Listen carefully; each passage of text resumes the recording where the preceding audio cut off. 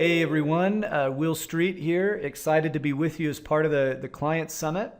Hope you've enjoyed the presentations that you've seen so far. Some fantastic topics from excellent presenters, and I hope to add to that. Today we're talking about Section 162 or 162 plans or executive bonus plans. Those are all kind of synonyms that describe the same concept, and we're going to compare that a bit to a 401k and really kind of explore I subtitled it, The Best Way to Retain Key Employees and Help Them Prepare for Retirement.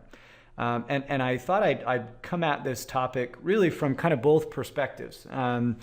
If you're an employer, small businesses, for instance, make up a significant chunk of the overall employment in the economy in the United States. Small businesses are a massive contributor, and many people, therefore, are employees of small businesses. So often small businesses want to find some way to retain, to incentivize, to engage certain employees, key employees, and are don't quite know where to turn, don't want to necessarily go down the rabbit hole that is a 401k and all of the issues and headaches that can sometimes create for an employer. But by the same token, the employee, many employees obviously are employees of small businesses or businesses that don't offer currently any type of benefits package, that sort of thing. And so employees are looking for a way to take advantage of benefits packages in a way that are going to create for them value over the long term towards retirement and other things. So that's what we're going to jump into. That's what we're going to explore a little bit here. So let's jump in. Okay, so I like my picture here. This is supposed to depict, right, an employee who's on the run, right? The employer's trying to kind of hold him back. One of the tremendous challenges that an employer faces is obviously hiring the right employees. If you're an employer, you know how difficult that is. I can remember being, for instance, practicing law and being a part of the firm that I was with. I remember going through a spell where we were trying to find the right receptionist. As simple as that would seem to be, we were looking at that position as the sort of the face of the firm. It was a larger regional firm, and obviously a decent amount of foot traffic coming in with clients meeting with attorneys and that sort of thing. And so you want somebody who's inviting and engaging and articulate and all those types of things.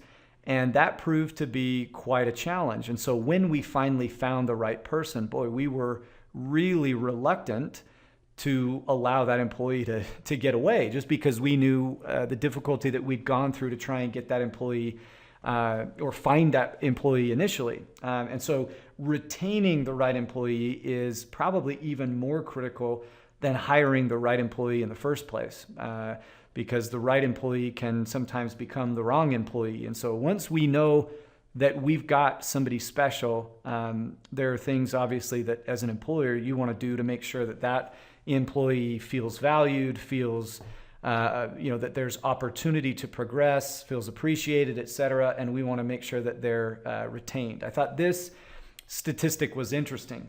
This idea of job hopping, that wasn't even a phrase or a term that I was familiar with until doing a little bit of research and preparing for this presentation. I've heard different statistics about the number of times that an individual will change jobs on average over the course of their career. Well, with millennials, for instance, the new norm is that a millennial will go through or will have 4 different jobs within the first 10 years of graduating from college.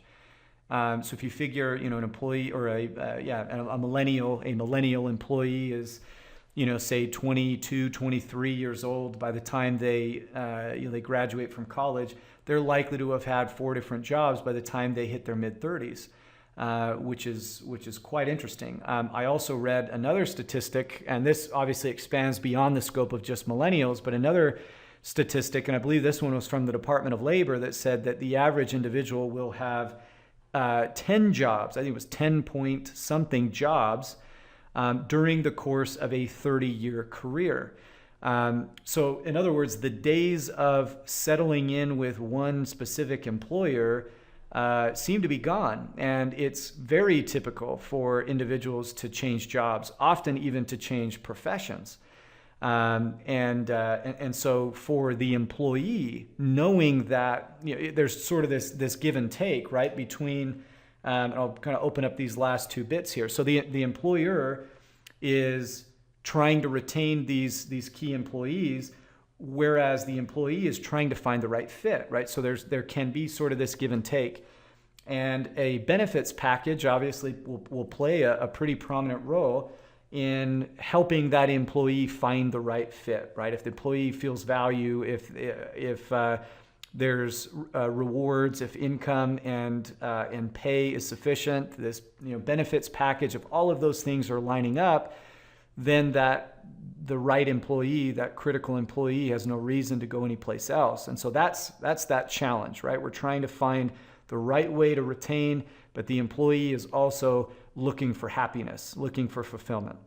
And so obviously our focus here is going to be the topic, diving in specifically to the idea of a benefits package as a way to reward and retain and incentivize key employees. Okay, so now just a little bit of historical data to give us some perspective, right? I mentioned just a minute ago about millennials changing jobs as frequently as they do, 4 times in the first 10 years after they graduate from college, or 10.7 times or whatever it is over the course of a 30-year career. That's a challenge, right? Well, we've also gone through a bit of an evolution when it comes to benefits packages, right? In other words, the way that employees are benefited or incentivized towards retirement now is different from the way that it used to be, right? So if we look at this graph right here, you can see a few different lines here. This blue line right here represents what's known as a defined benefit plan. In other words, this is grandpa's benefits package, right? That's grandpa going to work for the company that he worked for way back when.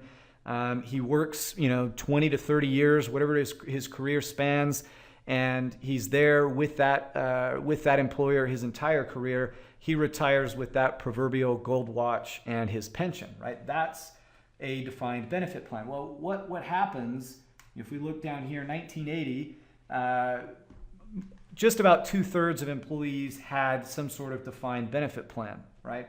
But you notice that has steadily declined, beginning in the early 80s, and these statistics just go through 2009. But obviously, that trend has continued today, where now we're under 10% of employees having defined benefit plans. And then you see this other darker red line here. This is a defined contribution plan, or a 401k, and this qualifier is added here, 401k only, meaning these employers don't offer anything but a 401k. So you see the decline of grandpa's pension, right? Pension's going the way of the dodo or the dinosaur. It's virtually extinct, and many of these jobs that still offer a pension are government related, right? State pension funds or federal employees pension funds, those types of things. The number of private employees, private sector, or rather employers, the number of private sector employers that offer a pension to their employees is vastly less, or significantly less, than that 10% number. The bulk of that 10% are government related pensions. So in other words, we see this 401k takeover beginning in the 1980s, okay? And we see the demise of the pension. So that has changed the way that employers incentivize their employees through benefits packages, right? Where when we think of a 401k, we think of something that's obviously quite a bit different from a pension. Last little bit right here, 401k. Among these 2/3 of employers who only offer a 401k, I would venture to guess that more of those companies would offer an alternative to a 401k if they were aware of what types of alternatives existed.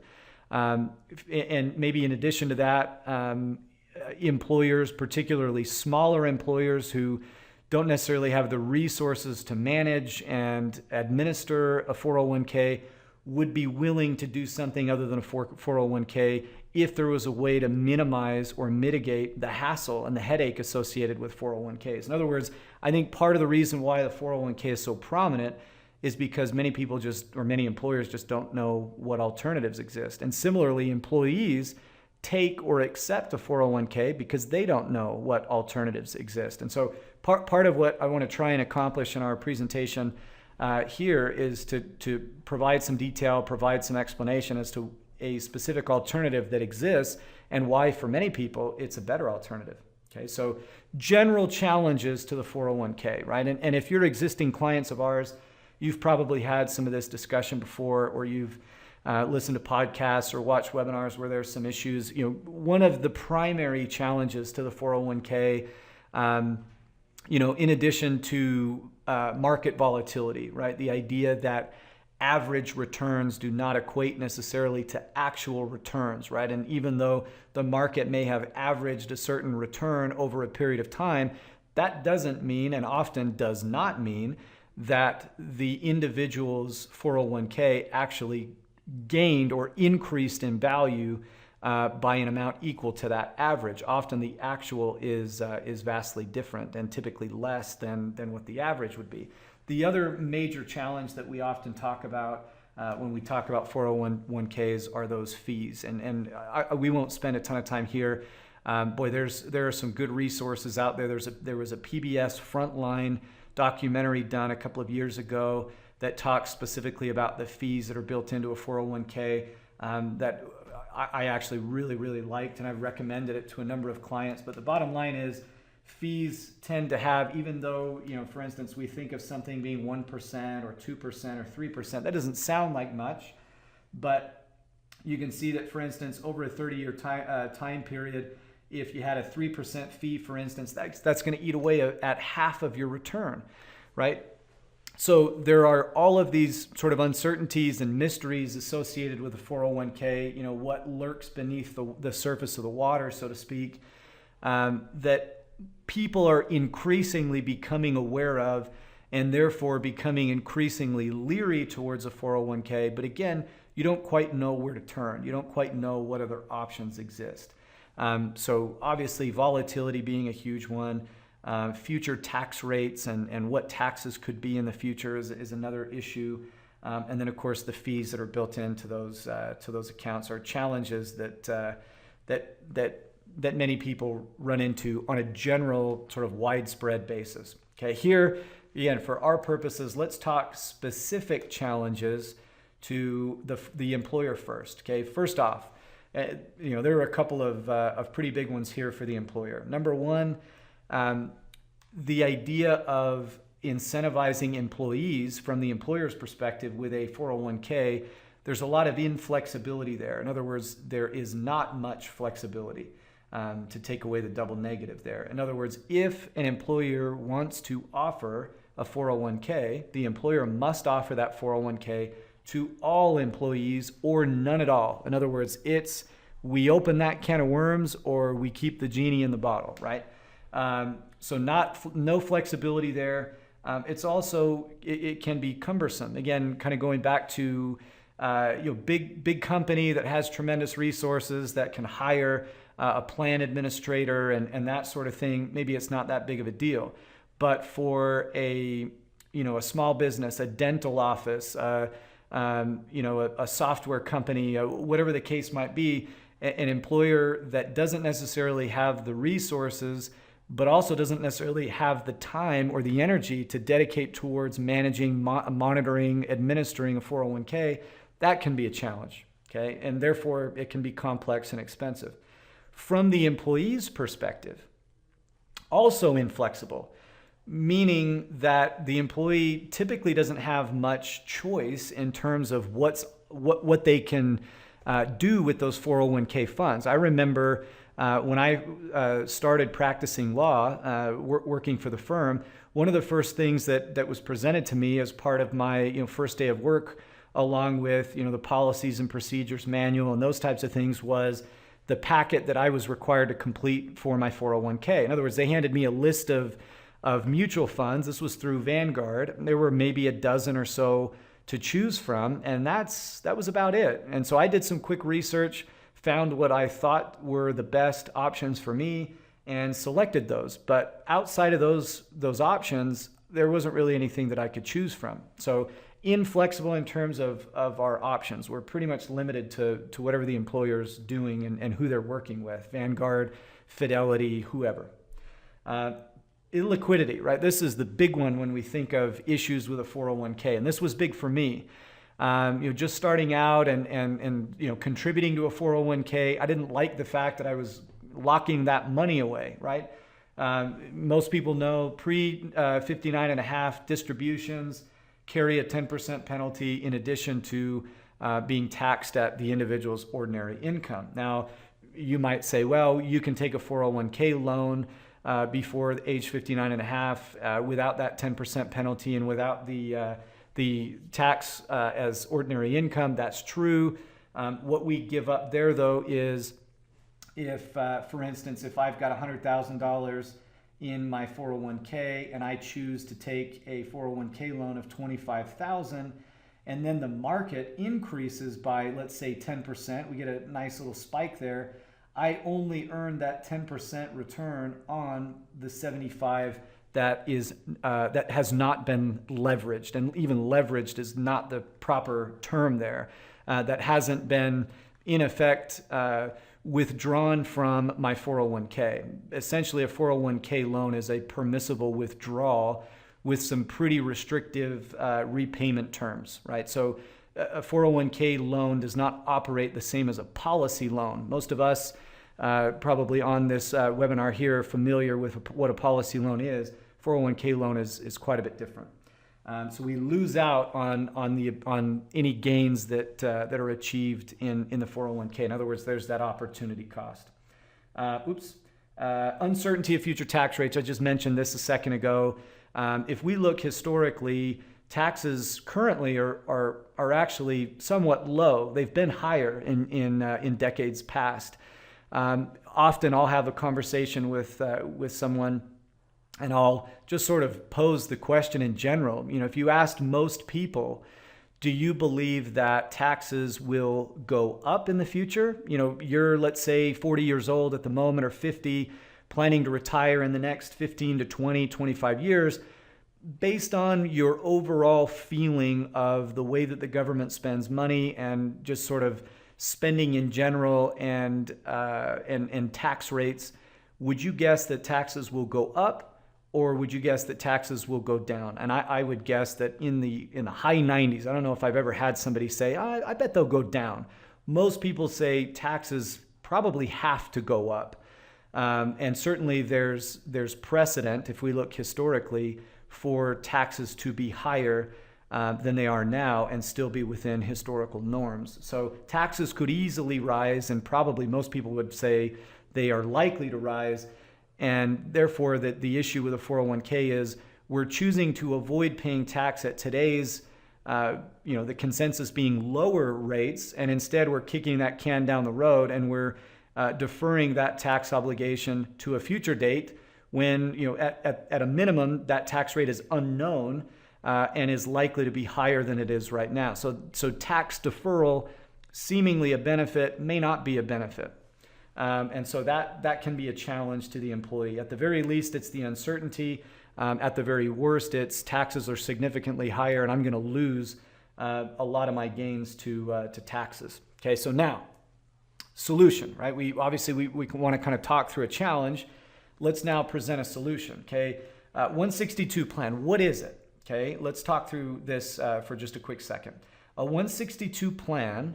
A Section 162 describes a life insurance policy that is purchased by the employer for the benefit of selected employees. Okay, the employer can use company dollars, that's a key, company dollars in the form of a bonus to pay all or a portion of the policy premium. And we're going to talk through this in greater detail. I'm just trying to kind of get some key points out here. The policy, again, given that this is a client summit, you're probably familiar with the way that a policy is structured, right? Base premium, paid-up additions, term riders, policy loans, etc.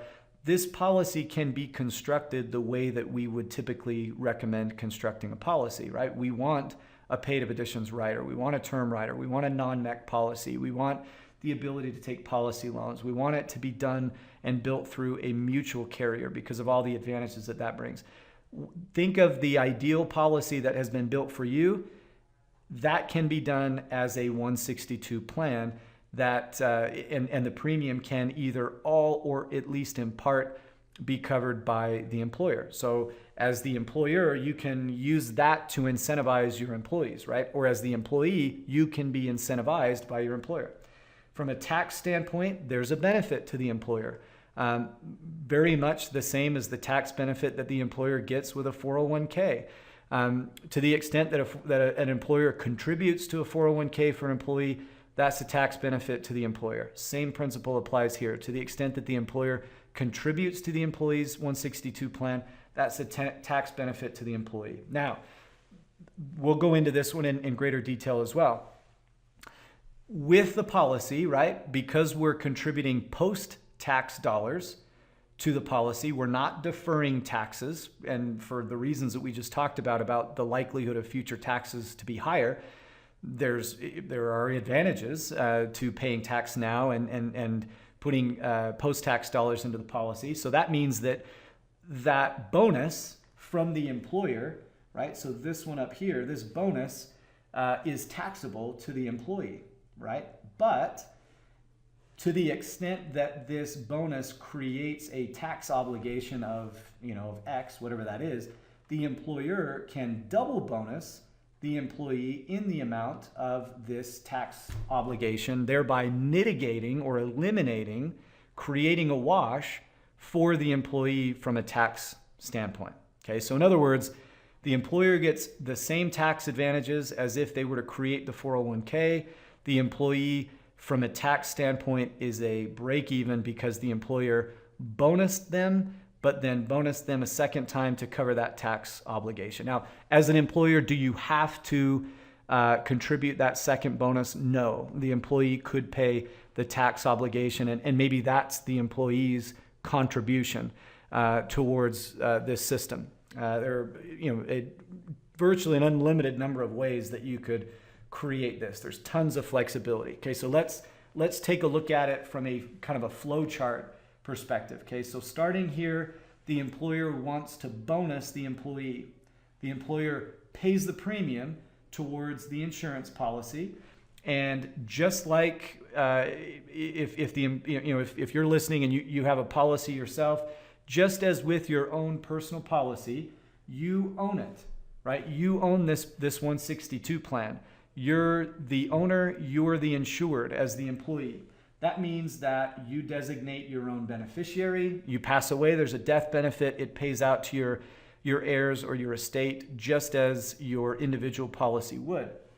Now, the tax associated with these premiums, right? So the tax down here can either be paid by the employee to the IRS, which of course results in that tax deduction, or the employer can come down here and satisfy that tax obligation, and this would be where this double bonus comes into play.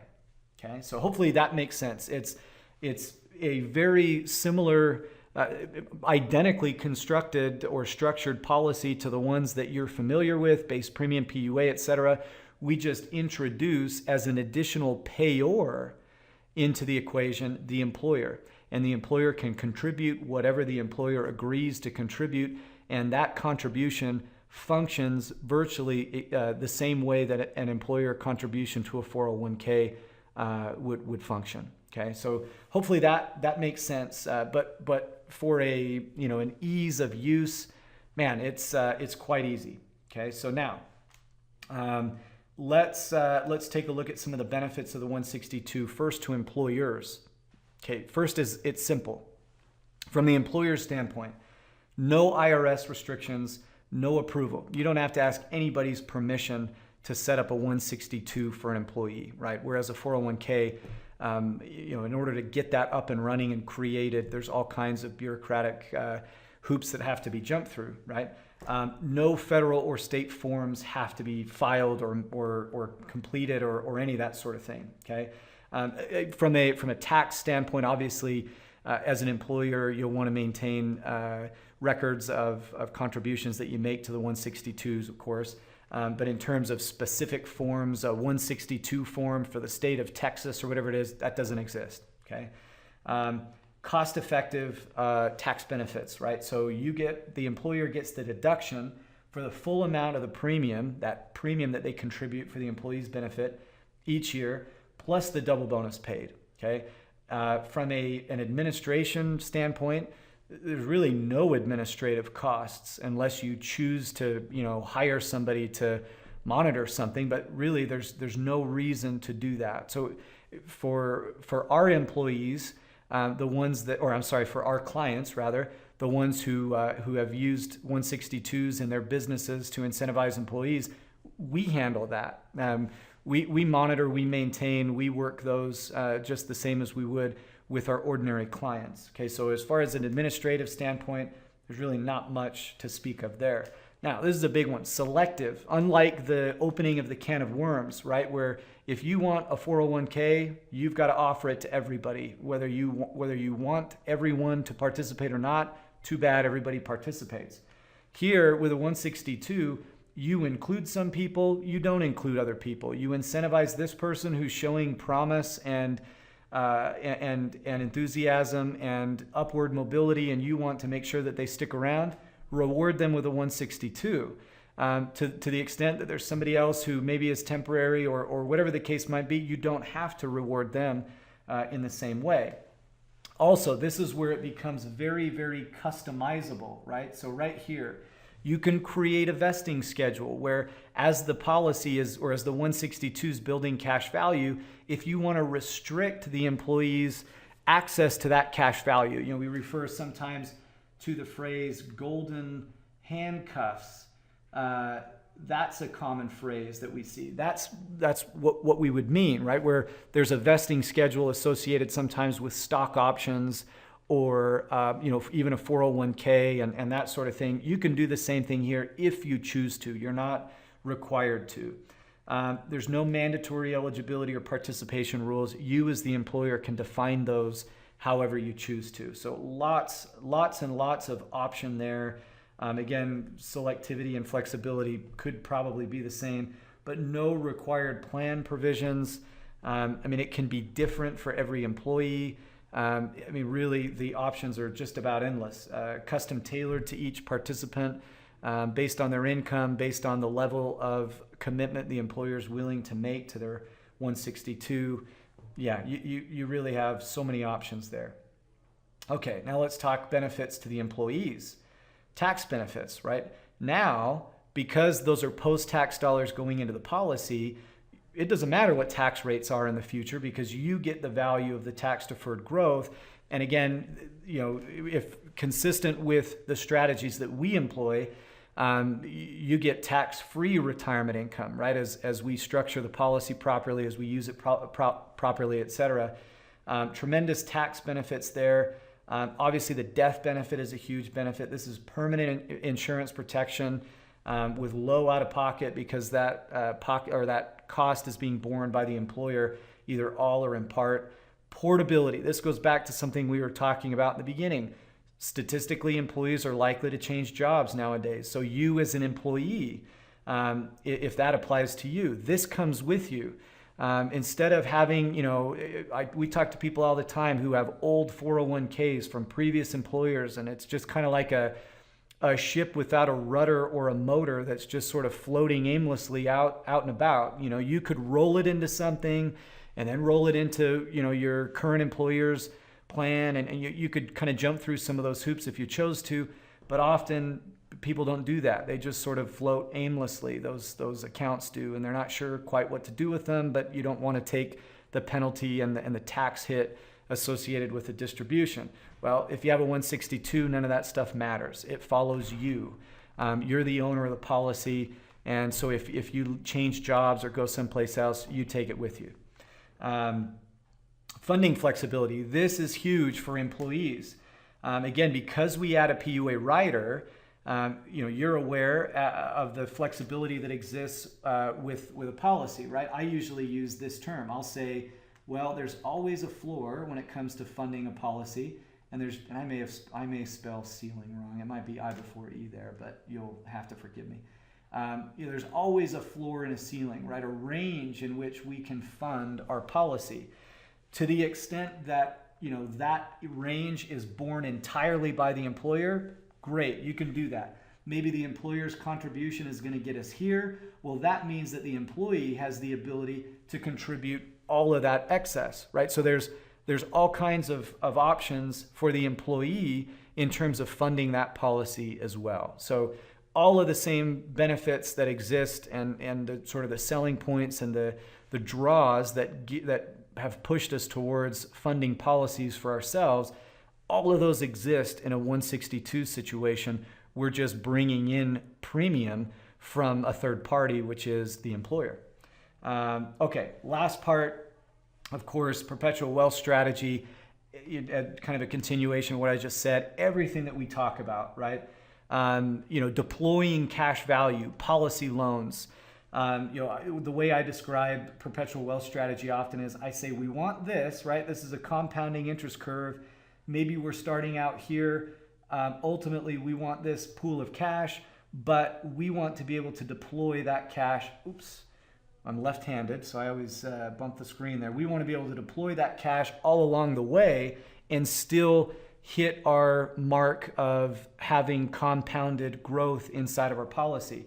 This deployment, this ability to deploy cash value through policy loans, real estate investment, all of those things that we talk about so much with a perpetual wealth strategy, we can do. All of that is still on the table. And if anything, it becomes supercharged because our policy is funded beyond our individual capacity to fund it, because we've got the employer's contributions too. It just is a shot in the arm for that policy in terms of the cash that we have access to. Okay. Now, a couple of examples of some 162 plans in action. Okay. So these are real life examples of clients that I have. The first is a client from, I've been working with these guys for a couple of years. The employer who came to us, he happened to own a waste management company. And during the course of our discussions, he actually asked me, we were doing something for him personally and helping structure a policy for him personally, but he said, hey, you know what? I've got a few employees, but there's one employee in particular who's been with me for a number of years. He's a younger guy. He's got a family, and I'd really like to do something to help him. I'd really like to benefit him in some way. Do you have any ideas? And of course I said, absolutely, I have some ideas. So what the employer said was, I'm willing to contribute $500 a month to this employee as a bonus. Okay, so in other words, we've got employer contributing that $500 a month to the employee as the bonus. Now, that's the first element, right? Well, obviously the $500 a month that is going to the employee will be income to the employee. So the employer said, yes, I like the idea of that double bonus. So to the extent that $6,000 a year creates a tax liability for my employee, I will double bonus him in a second bonus or pay directly, as we looked in the flow chart, pay directly to the IRS that second portion that is attributable to the tax liability on that bonus. Okay, so in that way, the employee's getting a net $500 per month of bonus that can flow to his policy. Then in this example, this again was kind of a unique example, because when I started meeting with the employee himself, he said, well, I've actually got about $15,000 of cash in a savings account, and I'm a little leery of the market, and I just don't quite know what to do with it. So we built his policy to accommodate not only the $500 per month, but we built it to accommodate a lump sum dump in of 15,000. Oops, my left-handedness coming back into play. And then in addition, so that he dumped that $15,000 in the first year right out of the gate. So he gets the $500 a month going in. We applied most of that to the base premium in the policy. That gave him the ability to dump in his $15,000 of cash as just bonus, dump in additional PUA, and he can pay in up to $15,000 of additional annual PUA into the policy. So he gets $500 a month going towards his policy from the employer no matter what. He can dump in as much as he wants to on top of that as PUA up to $15,000 a year. And then in this first year, he dumped in another $15,000 of cash that he had sitting in a savings account. So for him, man, his policy just rocketed off the ground. Again, younger guy, family, children, etc. Excellent death benefit protection, and just getting right out of the chute really, really well, and being prepared down the line for retirement, and of course being able to access and use that cash value all along the way. So that was a good success story that was a lot of fun to work on. Okay, number two, this one's a little bit different. Okay, software company. Instead of an employer with just one particular employee that he wanted to incentivize, this was a company that has a few employees who basically said, look, we're kind of younger people. We want to offer some kind of a benefits package to our employees. We don't want to go the 401k route for all the reasons that we've just talked about, headache, hassle, administration, etc. We want to pick and choose who we incentivize. And so we like the idea of this 162 plan. So what they did was we instead of starting with the employer and having the employer contribute that $500 a month every month, with these guys, we started with the employees, and the employees got to choose how much they wanted to dedicate towards the 162. In one example, for instance, the employee said, all right, I can set aside, or I can contribute $300 per month towards my 162 plan. And if I remember correctly, I think that was equal to about 5% of the employee's salary. And so then the employer said, okay, we will match that $300 per month on a quarterly basis. So we'll pay in every quarter, and that will be this employee's bonus. And then we will double bonus the employee to the extent that $300 per month of additional income creates a tax liability. We'll double bonus that so that creates a wash for the employee from a tax standpoint. Okay, so then in addition to that, because again, paid up additions rider and the ability, between floor and ceiling and all of that we just talked about, there's actually room for an additional $500 a month of contribution that the employee could make if he or she chose to, right? They don't have to. They can keep paying in their $300 a month, and the employer is going to match that $300 a month.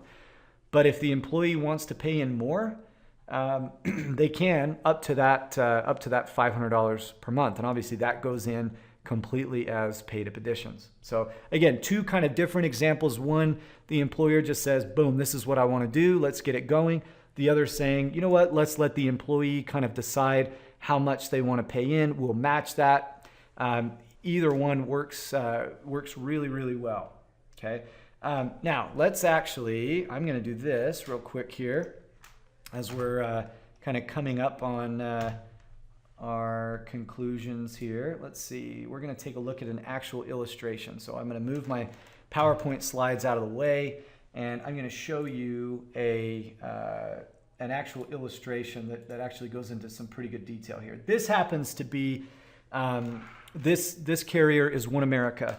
And obviously a number of our clients have policies through One America, along with, the dozen or so carriers that we work with. This just happens to be One America because I like that they have a specific illustration that applies to 162 plans. Just about every carrier we work with will allow us to build a 162. So Penn Mutual, MTL, Mass Mutual, New York Life, Guardian Emeritus, they all allow 162s. as obviously does One America. But this kind of goes through some of what we've already talked about. I'll kind of skip that. This one, I pulled two different illustrations. This one showing a double bonus illustration. This one showing a single bonus. So in this case, for instance, it's a nice little graph here. In this situation, let me switch colors. I'll go blue. In this situation, the employer, this kind of our fact pattern here is a $20,000 premium.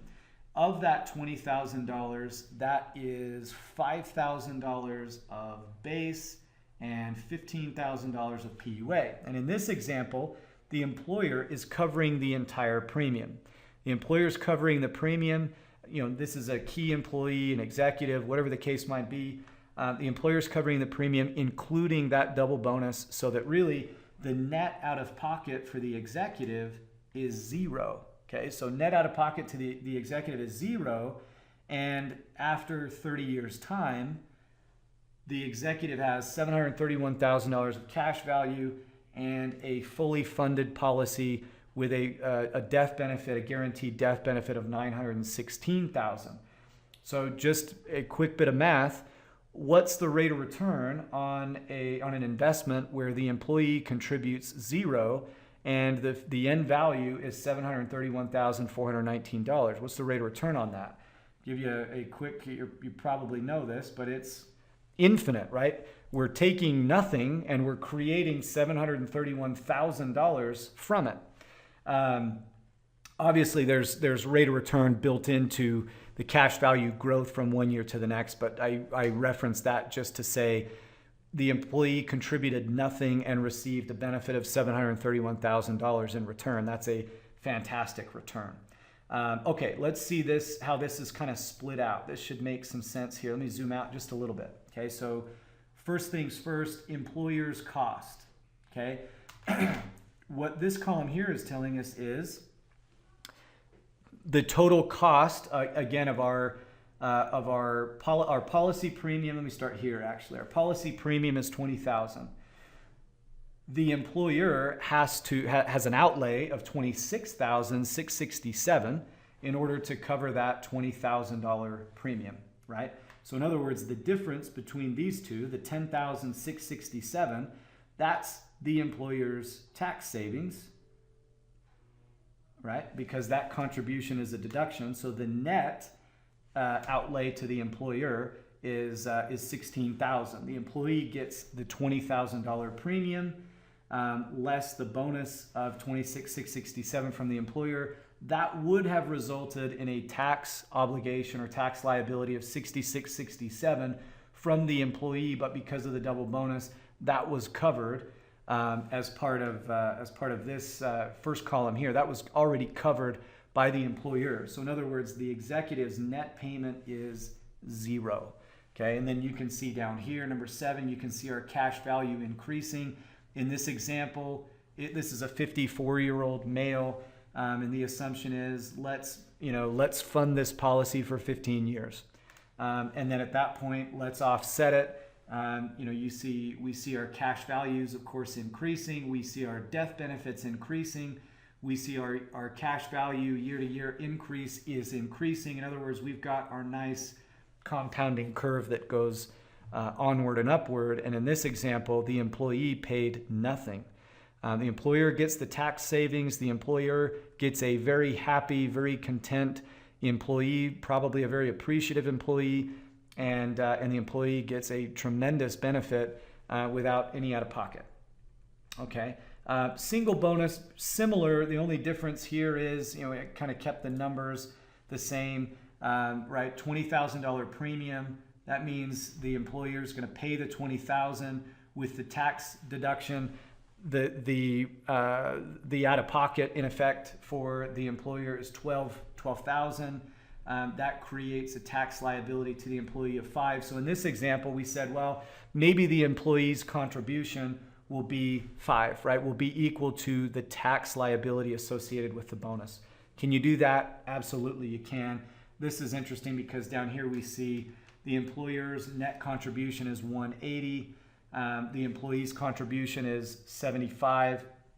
we still end up at the same place, $731,000 of cash, $916,000 of death benefit. Okay, so in other words, if you've seen illustrations before, which obviously most of you have, this will look very similar to your illustrations, right? We're looking for that nice compounding curve to work its way up and get steeper and steeper over time. The value here is we can use somebody else's money, namely the employer's money, to get it for us. So huge advantages here. Okay, let's come back. Coming up on the end of time here. Oops, let me switch to this. Come back to pick up. Let's see where we left off. Right down here. Okay, so the idea is that we want our employees, as an employer, we want our employees to be happy. As employees, of course, we want to be happy. Happiness translates into an increase in productivity. An increase in productivity translates into more money for the employer, more money for the employee. It just improves everything. If we can make and facilitate happiness, everyone benefits. Okay, and so kind of the takeaway from my experience is this. If you're an employer, again, I've talked to and built 162s through the employer, right? Where the employer asks about them, we talk about them. And in my experience, from the employer's standpoint, from feedback, it's a massive benefit. It's something that they're excited to offer their employees because they want for the employee to feel valued. And in many instances, the employee, as they've taken the time, as I've kind of taken the time to walk them through what it is they're being presented with and what's being funded for them, they're appreciative because it's showing that the employer's thinking outside of the box and actively and sincerely wants to benefit that employee. Okay, so there's a huge benefit there. A lot of goodwill is built up.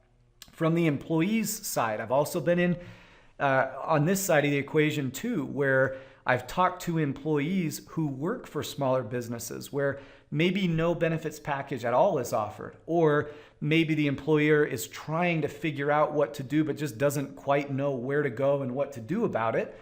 Well, I've had employees go back and express or present the 162 as an idea to the employer, and the overwhelming response from the employer tends to be one where they're relieved, they're excited to have some way of incentivizing the employee. And obviously, if it's the employee who's presenting it to the employer is grateful because now he or she knows what the employee wants.